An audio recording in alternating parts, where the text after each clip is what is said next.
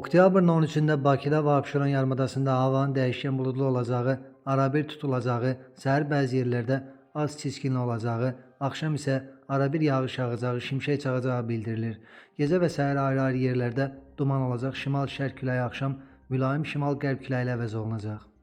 Milli Hidrometeorologiya Xidməti bildirir ki, temperatur gecə 15-18, gündüz 20-25 dərəcə isti, atmosfer təzyiqi isə 758 mm civə sütun olacaq. Sabah Naxçıvanda da gün ərzində arabir yağış yağacaq, duman ehtimalı var. Temperatur 22-24 dərəcə isti olacaq.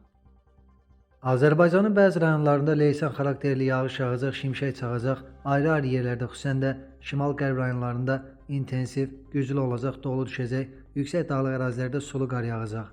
Axşam yağıntıda fasilə olacaq. Bəzi yerlərdə duman gözlənilir, qərb küləyi arabir güclənəcək.